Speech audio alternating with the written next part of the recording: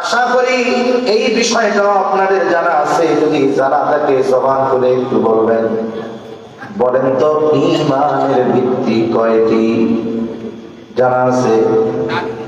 বলেন ঈমানের ভিত্তি 6টি। জোরে বলেন। আপনারা বলেন 6টি। কয়টি? সামনে থেকে আওয়াজ দিয়ে কয়টি? ঈমানের ভিত্তি 6টি। আপনাদের জানা আছে, হয়তো না বোঝার কারণে জবাব দিতে পারেন নাই। আমরা ছোটবেলায় বক্তব্যে কিছু কালিমা মুখস্থ করেছি। ছোটবেলায় কালেমায়ে তাইয়্যিবা, কালেমায়ে শাহাদাত, ঈমানে মুজমাল, ঈমানে মুফাসসাল। এই ঈমানে মুফাসসালের মধ্যে যে বিষয়গুলো আমরা পড়েছি এইগুলা হলো ঈমানের ভিত্তি। আমরা ছোটবেলায় পড়েছি আমানতু বিল্লাহি ওয়া মালাইকাতিহি ওয়া কুতুবিহি ওয়া রুসুলিহি ওয়াল ইয়াউমিল আখির ওয়াল কদরি খাইরিহি ওয়া শাররিহি মিনাল্লাহি তাআলা ওয়াল বা'থি বা'দাল মাউত। এই জায়গায় 7টা বিষয়ের কথা আছে। কয়টা বিষয়? সজাগ আছেন তো আপনারা?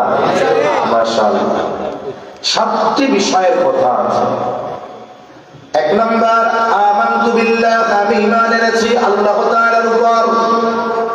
ওয়া মালাইকাতিহি, ঈমান এনেছি তার ফেরেশতাগণের উপর। ওয়া কুতুবিহি, ঈমান এনেছি তার কিতাবসমূহের উপর। 4 নম্বর, ওয়া রাসূলিহি, ঈমান এনেছি তার রাসূলগণের উপর। 5 নম্বর, ওয়াল ইয়াউমিল আখির, ঈমান এনেছি আখিরাতের উপর। 6 নম্বর, ওয়াল কদরি খাইরিহি ওয়া শাররিহি মিনাল্লাহি তাআলা, আমি ঈমান এনেছি যে তাকদীরের ভালো মন্দ সব আল্লাহর তরফ থেকে হয়। 7 নম্বর, ওয়াল বা'থি বা'দাল মাউত, আমি ঈমান এনেছি মৃত্যুর পরে পুনরায় জীবিত হওয়ার উপর। তাইলে কথা হইল মোট কয়টা? জোরে বলেন। 7টা। তবে মরার পরে আবার আমরা জীবিত হব, কোনো সন্দেহ আছে? যদিও অন্যান্য কিছু ধর্মে পুনরুজ্জীবনের আকীদা বিশ্বাস করা করে, তবে তাদের বিশ্বাস কি যে একটা ভালো মানুষ মারা গেছে, ওইটার আবার পুনর্জন্ম হবে। তবে এইবার আর মানব আকৃতিতে হবে না, তারে আল্লাহ হয়তো কোনো প্রাণীর সূরাতে পাঠাবে। মানে তাদের বিশ্বাস যে স্রষ্টা তাকে আবার পাঠাবে, কিন্তু এইবার আর মানুষের সূরাতে আসবে না। নয়তো গরু, নয়তো কুকুর, নয়তো ছাগল, যে কোনো এক সূরাতে তার আবার পুনর্জন্ম হবে। এটা আমাদের দেশের যে ধর্মগুলো আছে, কয়েকটা ধর্মের আকীদা বিশ্বাস এটা।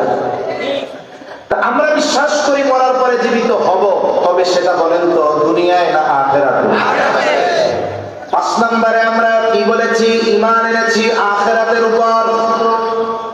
আর মরার পরে জীবিত হব, এটা দুনিয়ায় নয়, এটা আখিরাতে। তাহলে 7 নম্বর যে বিষয়টা, ওয়াল বা'থি বা'দাল মাউত, এটা মূলত 5 নম্বরের মধ্যে আছে। কেন?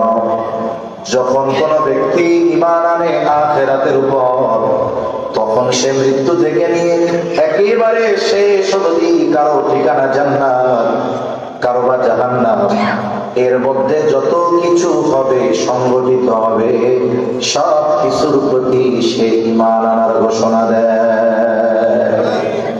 তাহলে 7 নাম্বারটা 5 নাম্বারের মধ্যে আছে না নাই?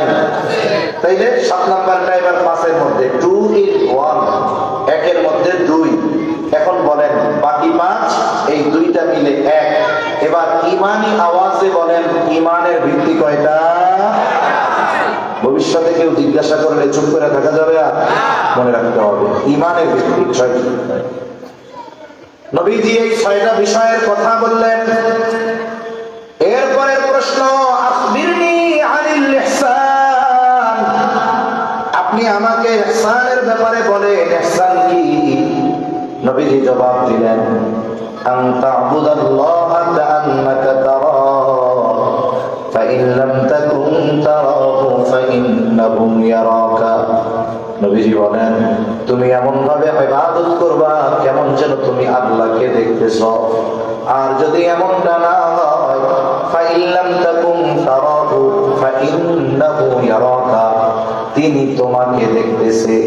তার মানে আমি আপনি যদি আল্লাহকে নাও দেখি, বলেন তো আল্লাহ আমাকে আপনাকে সর্বহালতে সর্ব অবস্থায় দেখে, কোনো সন্দেহ আছে নাকি? আল্লাহ শুধু বাহ্যিক বিষয় দেখে এমন নয়, আল্লাহ তাআলা তো আমার আপনার অন্তরের বিষয়টাও দেখে। আমার আপনার হৃদয়ে কি আছে সেটাও আল্লাহ দেখে। মানুষের পরিবর্তনের কিছু সূত্র আছে। কোন মানুষের মধ্যে যদি এই বিষয়টা দৃঢ়ভাবে গেঁথে যায় যে আমি যা বলি, যা করি, যা চিন্তা করি, দুনিয়ার কেউ দেখে না, কেউ জানে না, আমার অন্তরের খবর কেউ জানে না, আমার মনের খবর কেউ জানে না, কিন্তু জানে কে? দুনিয়ার মানুষ। আমি একটা অন্যায় করবো, মনে করেন স্বাভাবিক বিষয়, আপনাদের ইমাম সাহেব রাস্তা দিয়ে যাচ্ছে, আপনিও তাকে ভালো মতো চিনেন, ইমাম সাহেব আপনাকে ভালো মতো চিনেন। আপনি এমন একটা কাজ করতেছেন যেটা মন্দ কাজ, গুনার কাজ, ভালো কাজ না। বলেন তো, আপনি যদি দেখেন এই অবস্থায় ইমাম সাহেব আপনার দিকে আসতেছে, আপনি কি কাজটা করবেন? দুইটা বিষয় থাকবে। একটা হলো যদি আপনি ওনার ছাত্র হন তাইলে ভয়, দুই নম্বর যদি আপনি ওনার মুসল্লি হন তাহলে লজ্জা। ভয় আর লজ্জায় ওই কাজ আপনি করবেন না। অথচ বলুন তো, আমি আপনি আল্লাহর বান্দা হিসাবে সবচাইতে বেশি ভয় করা দরকার কাকে? সবচাইতে বেশি লজ্জা করা দরকার কাকে? অথচ আমরা দুনিয়ার মানুষকে ভয় করি, লজ্জা করি, সিসি ক্যামেরাকে ভয় করি, মানুষের জেনে ফেলাকে ভয় করি। অথচ যেই মালিক আমাকে বানিয়েছেন, যেই মালিক আমাকে রিজিক দেন, যেই মালিকের অনুমতিতে প্রত্যেকটা শ্বাস প্রশ্বাস প্রবাহিত হচ্ছে, অথচ ওই মালিকের ব্যাপারে আমার ভয়ও নাই, লজ্জাও নাই। চিন্তা করা দরকার। যদি ওই চিন্তা আমরা করি যে আমার রব আমাকে সর্বহালতে দেখতেছে, আমি ঘরে একা, দরজা জানালা আটকানো, আমি যদি কোনো পাপ করি কেউ দেখবে না, আমাকে কেউ শুনবে না, আমি মনে করি যে আমি নিশ্চিত কেউ দেখতেছে না, কেউ শুনতেছে না, আধার করে ওই নীরবে নিভৃতিতে আমার সব খবর যার কাছে আছে তিনি কে? এই চিন্তা আমার জীবন পরিবর্তন করতে পারে। যদি এই চিন্তা আমাদের মধ্যে আসে তাইলে আমাদের পরিবর্তন হবে, নাইলে পরিবর্তন খুব কঠিন। এবার 4 নম্বর প্রশ্ন। আগের 3টা প্রশ্নের জবাব নবীজি দিয়েছেন সুস্পষ্টভাবে। 4 নম্বর প্রশ্ন, আখবিরনি আনিস সাআহ, আপনি আমাকে কিয়ামতের ব্যাপারে খবর দেন। তার মানে কিয়ামত কখন হবে একটু কম। নবীজি এবার জবাব এমন ভাবে দেন নাই যে 2026 সালে কিয়ামত হবে, 2000 সালে হবে, 1400 হিজরিতে হবে, এইরকম কোন সুনির্দিষ্ট সময়ের কথা নবীজি বলেন নাই। বরং নবীজি এই প্রশ্নের জবাবে বলেছেন, মাল মাসউলু আনহা বিআলামা মিনাস সাইল। নবীজি বলেন, এই ব্যাপারে যাকে প্রশ্ন করা হয়েছে তিনি প্রশ্নকারীর চাইতে বেশি জানেন না। কেমন যেন আমার আপনার নবীজি জিবরাইল আলাইহিস সালামকে বলতেছে, ও ভাই জিবরিল, কিয়ামত কোন সময় সংঘটিত হবে আপনিও জানেন না, আমিও জানি না। তার মানে কিয়ামত সংঘটিত হওয়ার সুনির্দিষ্ট সময় ওহীর বাহক রূহুল আমিন জিবরাইল আলাইহিস সালামও জানেন না। কিয়ামত সংঘটিত হওয়ার সুনির্দিষ্ট সময় ওহীর ধারক মুহাম্মদুর রাসূলুল্লাহ রাহমাতুল লিল আলামিন তিনিও জানেন না। তাহলে বলেন তো, যারা এই কথা বিশ্বাস করে নবীজি আলিমুল গায়েব, তাদের এই বিশ্বাস সঠিক না ভুল? আল্লাহ আমার ভাইদের বুঝদান করেন। তবে আমি আপনাদের খেদমতে একটা হাদিস পাঠ করেছি সহিহ বুখারী থেকে। নবীজি সাল্লাল্লাহু আলাইহি ওয়াসাল্লাম সুনির্দিষ্ট সময়ের ব্যাপারে বলেন নাই, তবে নবীজি কিয়ামতের অনেক আলামতের কথা আমাদের জানিয়ে দিয়েছেন। এই আলামত সম্পৃক্ত একটা হাদিস আপনাদের খেদমতে পাঠ করেছি। নবীজি এই হাদিসের মধ্যে 6টি বিষয়ের কথা বলেছেন। কয়টা বিষয়? নবীজি বলেন, এই 6টি বিষয় যতক্ষণ সংগঠিত না হবে ততক্ষণ পর্যন্ত কিয়ামত সংগঠিত হবে না। সংগঠিত হতে হলে এই 6টি বিষয় অবশ্যই সংগঠিত হওয়া লাগবে। عن أبي هريرة رضي الله تعالى عنه قال قال رسول الله صلى الله عليه وسلم আবু হুরায়রা রাদিয়াল্লাহু তাআলা আনহু থেকে বর্ণিত রাসূলুল্লাহ সাল্লাল্লাহু আলাইহি ওয়াসাল্লাম বলেছেন লা তাকুমুস সাআতু হাত্তা ইউকবাদাল ইলম। নবীজি বলেন কিয়ামত ততক্ষণ সংঘটিত হবে না যতক্ষণ ইলম উঠিয়ে না নেওয়া হবে। তার মানে কিয়ামতের আগে আল্লাহ ইলম উঠিয়ে নিয়ে যাবে, ইলম আল্লাহ উঠিয়ে নিয়ে যাবে। এই কথাটা আমরা ছোটবেলায় গল্প শুনতাম মুরব্বীদের মুখে, অনেকে ওয়াজও করতো এরকম। কারণ একটা সময় গ্রামের সাধারণ মানুষ কোনো মতে সূরাটা শুদ্ধ হলে ইমামতি করত। এখন তো এমন জামানা আলহামদুলিল্লাহ, আপনাদের পার্বত্য অঞ্চল যদিও অনেক ক্ষেত্রে কমিউনিকেশন যোগাযোগ কষ্ট, কিন্তু যত আশা হয়েছে অল্প বেশি না। যেই মসজিদগুলোতে নামাজ পড়ার সুযোগ হয়েছে মাগরিব এশা, আলহামদুলিল্লাহ অধিকাংশ জায়গায় যারা নামাজ পড়ান তাদের তিলাওয়াত সুন্দর শুদ্ধ। আপনাদের ইমাম সাহেবের তিলাওয়াত অনেক সুন্দর মাশাআল্লাহ। মাগরিবের নামাজ পড়লাম মাটিরাঙ্গা এক মসজিদে, ওই উপজেলা মসজিদ, খুব সুন্দর তিলাওয়াত, শুদ্ধ সুন্দর। আপনাদের ইমাম সাহেবের তিলাওয়াত সুন্দর। এই যে সুন্দর, এখনো এই জামানায় আমার মনে হয় হাজার হাজার মসজিদ আছে যেই মসজিদগুলার ইমামের তিলাওয়াত শুদ্ধ অনেক আছে। উত্তরাঞ্চলে অনেক এমন আছে বড় বড় মসজিদ, কিন্তু ইমামের তিলাওয়াত সাধারণ মুসল্লিদের যে পরিমাণ শুদ্ধ তার চেয়ে অশুদ্ধ। একটা সময় গ্রাম অঞ্চলে মোটামুটি কোনো মতে কোরআন শরীফ পড়তে পারে উনি ইমাম, শুদ্ধ না অশুদ্ধ এটা বোঝার জন্য তো যাকে বুঝতে হবে তার কোরআনটা তো শুদ্ধ হইতে হবে, ঠিক না? তা উনার তিলাওয়াত যে অশুদ্ধ এরকম বোঝার লোক সমাজে ছিল না, এমন এক অবস্থা। তা ওয়াজ যখন হইতো তারা বলতো কিয়ামতের আগে আল্লাহ তাআলা কোরআন হাদিস উঠায় নিয়ে যাবে। তা এই হাদিসটার কথাই তারা নিজেদের ভাষায় বলতো আর কি, আল্লাহ ইলম উঠায় নিয়ে যাবেন কিয়ামতের আগে। তারা নিজেদের ভাষায় বলতো যে কিয়ামতের আগে আল্লাহ কোরআন হাদিস উঠায় নিয়ে যাবে। এটা কেন বলতো? আমার মনে হয় এটা বলার কারণ হলো ইলমের মূল উৎস হলো কোরআন সুন্নাহ বা কোরআন হাদিস, কোরআন সুন্নাহ বা কোরআন হাদিস। এরপরে বাকি বিষয়গুলো কোরআন হাদিসের আলোকে ইজমা কিয়াস, আমাদের শরীয়তের যে দলিল ইজমা কিয়াস কোরআন সুন্নাহর সাথে, এগুলো কোরআন সুন্নাহ দ্বারা প্রমাণিত। কিন্তু মূল কি? কোরআন হাদিস। এখন এই আলোকে তারা বলতো যে আল্লাহ কিয়ামতের আগে কোরআন হাদিস উঠায় নিয়ে যাবে। এখন আরেকজন প্রশ্ন করতেছে, পৃথিবীতে এত লেখা কোরআন হাদিস আল্লাহ উঠায় নিবে কেন? কেউ কেউ ভাবতো যে এই যে কোরআন শরীফটা আছে এটা মনে হয় উড়ে উড়ে উড়ে উড়ে আকাশে চলে যাবে। তা এখন কোরআন হাদিস যে আল্লাহ উঠায় নিবে পদ্ধতিটা জানা দরকার আছে না? জানা দরকার। তখন বলতো কোরআন হাদিস কেমনে উঠায় নিবে? উৎসুক শ্রোতা প্রশ্ন করতো, আর উনিও চিন্তা করতো জবাব না দিলে হয়। বলতো শোনো, অবস্থা হবে কি জানো? অবস্থা হবে একদিন ফজরের নামাজের সময় ইমাম সাহেব নামাজে দাঁড়াবে, তাকবীরে তাহরিমা বলবে, হাত বাঁধবে, সানা পড়বে, আউযু বিল্লাহ বিসমিল্লাহ পড়বে। এখন ফজরের নামাজে কেরাত হলো জাহেরি কেরাত, জোরে জোরে কেরাত। ইমাম সাহেব এবার যেই সূরা পড়বে সেই সূরার নাম হলো সূরা ফাতিহা। কিন্তু দেখা যাবে হাত বেঁধে ইমাম দাঁড়িয়ে আছে, নড়েও না, চড়েও না, পড়েও না। ঘটনা কি? বলে ইমাম সাহেব তো সূরা ফাতিহা পড়ে গেছে। অনেক সময় জেহেনে শব্দ বা বাক্যের প্রথম অংশ জেহেনে না আসার দ্বারা এটা উদ্দেশ্য নয় যে সব ভুলে গেছে।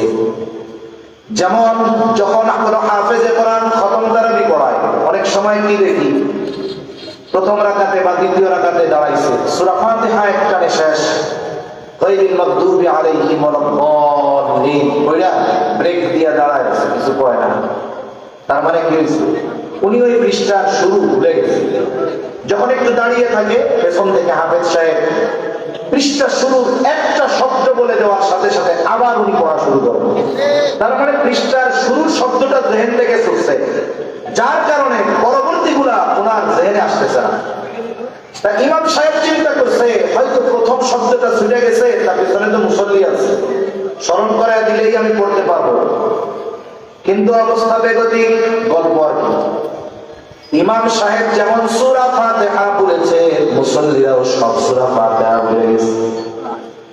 কিছু সময় দাঁড়িয়ে থাকবার পর ইমাম সাহেব নামাজ ছেড়ে দিলেন, মসজিদের তাক থেকে কোরআনটা হাতে নিয়ে সূরা ফাতিহাটা দেখতে যাবে, কিন্তু কোরআন খুলে দেখবে কোরআনের পাতাগুলো সাদা হয়ে গেছে, কোরআনে আর কোনো লেখা নাই। তা বলতো যে এইভাবে দুনিয়া থেকে আল্লাহ কোরআন হাদিস এক রাত্রে উঠায় নিয়ে যাবে। শুধু তাই না, মানুষের অন্তর থেকেও কোরআন হাদিস ওই দিন উঠে যাবে। অথচ নবীজি সাল্লাল্লাহু আলাইহি ওয়াসাল্লাম জানায় দেন কোরআন হাদিস আল্লাহ এইভাবে উঠায় নেবেন না। কোরআন লেখা থাকবে, হাদিসও লেখা থাকবে। মনে রাখতে হবে, যদিও ইলমের মূল উৎস কোরআন হাদিস, এটা ঠিক, তবে এটাও মনে রাখা দরকার আল্লাহ তাআলা এই দুনিয়ায় ওই ইলমের হেফাজত লেখা কোরআন আর লেখা হাদিস দ্বারা করেন না, বরং আল্লাহ এই ইলমের হেফাজত করেন আলেমদের মাধ্যমে।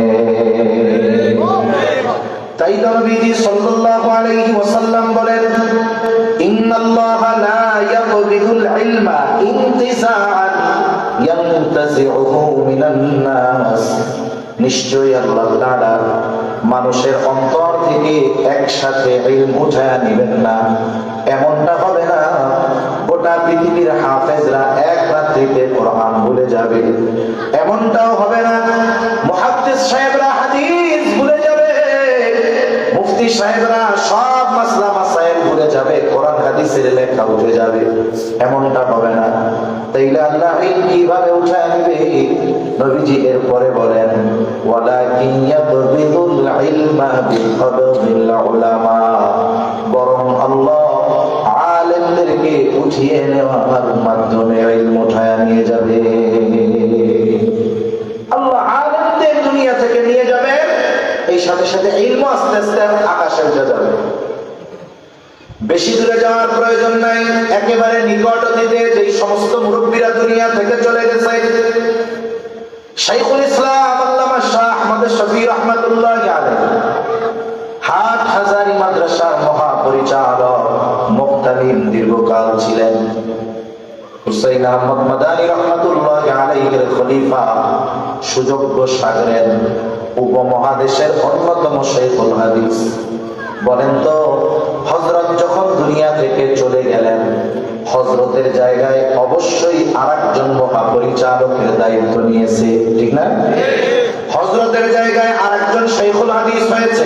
তার মানে দুনিয়া থেকে চলে যাওয়ার পর ওনার পদ, ওনার চেয়ার খালি থাকে নাই, পদ পূর্ণ হয়েছে, চেয়ারও ভর্তি হয়েছে। কিন্তু বলুন তো, হযরত চলে যাওয়ার পর যারা ওনার দায়িত্ব গ্রহণ করেছেন, অবশ্যই তারাও সর্বোচ্চ যোগ্য মানুষ, কিন্তু যোগ্যতা, ইলম, আমল, তাকওয়া হয় তাদের কেউ আহমদ শফি রাহমাতুল্লাহি আলাইহির সমান ছিল নাকি? ছিল না। এই যে হাটহাজারীর প্রধান মুফতি আব্দুস সালাম চটগাবী রাহমাতুল্লাহি আলাইহি, দুনিয়া বিখ্যাত একজন মুফতি, এত বড় একজন আলেম আমাদের বাংলাদেশে ছিল, এটা বাংলাদেশের মানুষ কল্পনাও করতে পারে নাই, কত বড় আলেম। উনি দুনিয়া থেকে চলে গেছেন, ওনার জায়গায় এখন যিনি প্রধান মুফতি উনিও যোগ্য মানুষ, কিন্তু ওনারে গিয়া জিজ্ঞাসা করবেন, হযরত আপনিও তো হাটহাজারীর প্রধান মুফতি, আপনার আগে যিনি ছিলেন তিনিও প্রধান মুফতি, আপনাদের দুইজনের যোগ্যতার তারতম্য কেমন? আমাদের গ্রামের ভাষায় বলবে, বর্তমান মুফতি আব্দুস সালাম চটগাবী রাহমাতুল্লাহি আলাইহির সাথে তুলনা করতে গিয়া বলবে, কোথায় কুদ্দুস আলী আর কোথায় জুতার কালি। কথা বুঝেন নাই? উনি বলবে যে কার সাথে আপনি আমার তুলনা করতেছেন? কোথায় মুফতি আব্দুস সালাম চটগাবী আর কোথায় আমি?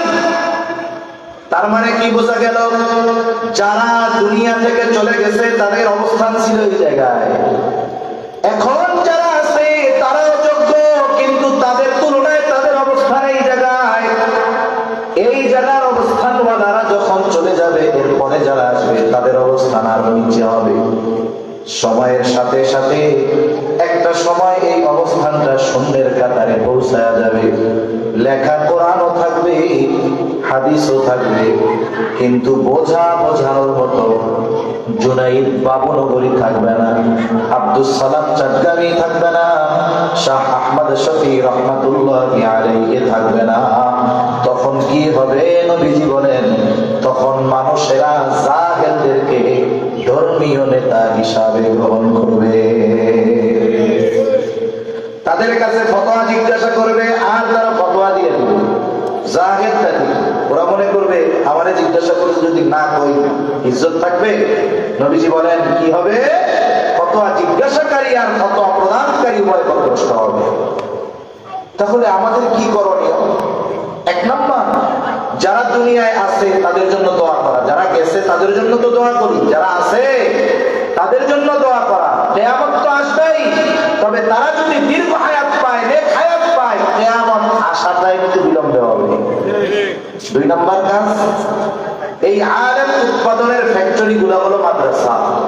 আমাদের অঞ্চলে কিছু মানুষ আছে এগুলো আকলহীন। কেন আকলহীন বলি? এরা মনে করে যে গ্রামের ছোট ছোট ছোট ছোট মাদ্রাসা, নুরানি মাদ্রাসা, হেফজখানা, এইগুলার এরা গুরুত্ব দেয়। তোমাকে যদি মাদ্রাসা হইল, ওই শহরে এত বড় বড় বিল্ডিং, এত বড় বড় মাদ্রাসা, হাজার হাজার ছাত্র, এই বেআকল বুঝে না যে গ্রামের এই ছোট ছোট মাদ্রাসাগুলো যদি বন্ধ হয়ে যায়, তাহলে শহরের বড় বড় দালানওয়ালা মাদ্রাসাগুলোর ছাত্র পাবে না। ঠিক কিনা বলেন? আজকে আপনাদের আশেপাশে মাদ্রাসা আছে না? এই যে নুরানি মাদ্রাসায় পড়তেছে, এই ছোট ছোট অনেক হাফেজ সাহেবরা মাদ্রাসায় পড়তেছে, হেফজখানায়, ওরা একদিন কি করবে? ওরা একদিন হাটাজারি যাবে, ওরা একদিন দানপুর যাবে, নাজিরহাট যাবে, পটিয়া যাবে, কেউ ঢাকায় যাবে। বলে এই যে বড় বড় প্রতিষ্ঠানগুলায় দাওরায়ে হাদিসে হাজার হাজার ছাত্র কোথা থেকে আসলো? বলে সবগুলো এই ছোট ছোট মাদ্রাসার অবদান। ঠিক কিনা বলেন? এজন্য মনে রাখতে হবে, এগুলা হলো ভিত্তি। এই মাদ্রাসাগুলোর প্রতি আমাদের সুনজর রাখতে হবে। যাকে আল্লাহ অর্থ দিয়েছে অর্থ দিয়ে, যাকে দেয় নাই সমর্থন দিয়ে, দোয়া দিয়ে, যাকে আল্লাহ সন্তান দিয়েছে সন্তান দিয়ে, এই মাদ্রাসাগুলোর প্রতি আমাদের সর্বোচ্চ কল্যাণকামী হতে হবে। কারণ এই মাদ্রাসাগুলো টিকে থাকবে তো ইলমের চর্চা থাকবে, ইলমের চর্চা থাকবে তো আলেম বের হবে, আলেম থাকবে তো আল্লাহ এই দুনিয়ার নিজাম ঠিক রাখবে। ঠিক কিনা বলেন? এজন্য যারা আলেমদেরকে দুশ্মন মনে করে এরা বোকা, এরা বোঝে না যে এই আলেমদের বদৌলতে ও দুনিয়ার আলো বাতাস আর ভোগ বিলাস ভোগ করতে পারতেছে। আলেমরা থাকবে না তো আল্লাহ তাআলা এই দুনিয়া রাখবে। তাহলে এক নাম্বার, নবীজি বলেন কিয়ামত ততক্ষণ হবে না যতক্ষণ ইলম উঠিয়ে না দেওয়া হবে। দুই নাম্বার, নবীজি বলেন ওয়া তাকসুরাজ জালাজিলু, কিয়ামত ততক্ষণ হবে না যতক্ষণ জলজলা, ভূমিকম্প বেশি বেশি না হবে। ভূতাত্ত্বিক যারা, ভূতত্ত্ববিদ যারা, তারা বলতেছে যে এই 21 শতাব্দীতে ভূমিকম্প বেড়েছে, ভবিষ্যতে আরো বড় বড় ভূমিকম্প হবে। ভূতাত্ত্বিকদের যদি জিজ্ঞাসা করা হয় এই যে ভূমিকম্প কেন হয়, এর একটা কারণ আছে না? কারণ আছে। ভূমিকম্প কেন হয়? ওরা আমাদের প্রশ্নের জবাবে বলবে যে ভূমিকম্প হয় টেকটনিক প্লেটের নড়াচড়ার কারণে।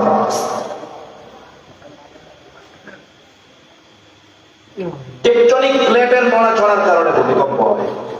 টেকটনিক প্লেট বলে আমরা পৃথিবীর উপরিভাগে বসবাস করি।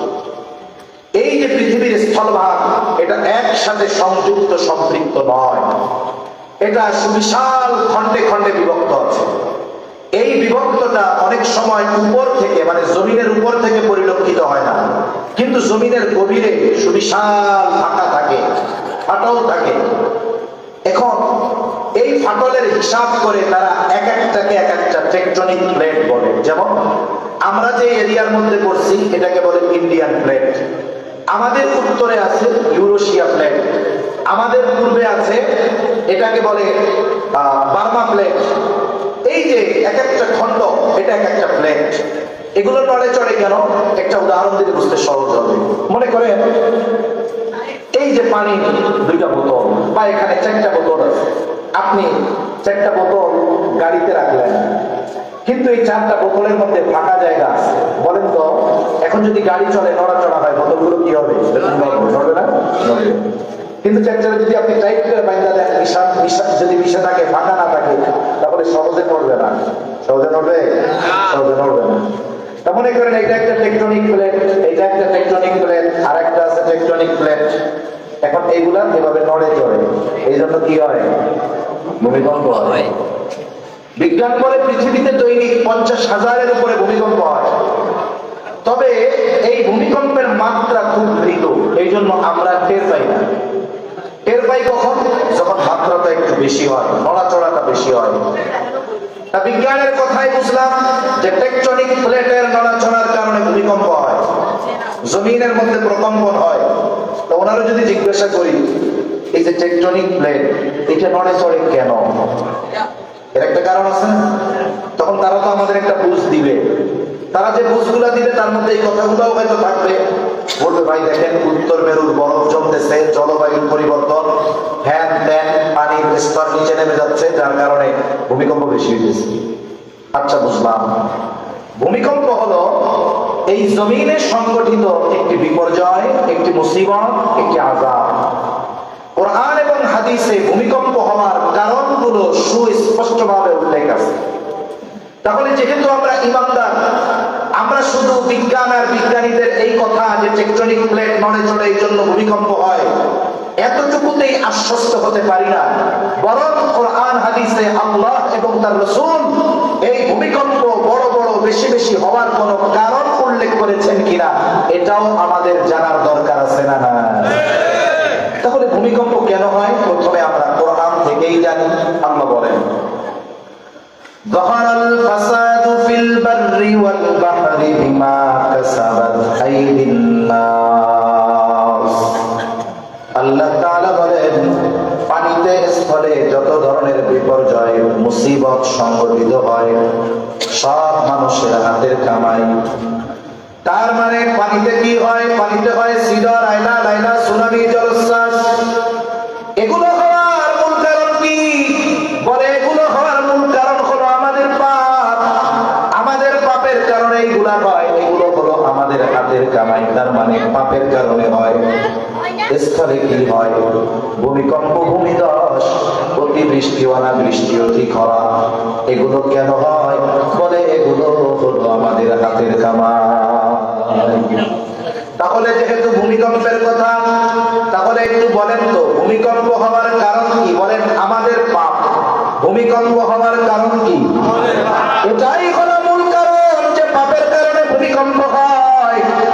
সমাজে যখন নাচ গান বেড়ে যায়, মদ্যপান বেড়ে যায়, জুলুম অবিচার বেড়ে যায়, বেহায়াপনা, অশ্লীলতা বেড়ে যায়, নবীজি জানায় দেন, তোমরা ভূমিকম্প, ভূমিধস, পাথর বৃষ্টি, অগ্নি বৃষ্টির মতো আযাবের অপেক্ষা করো।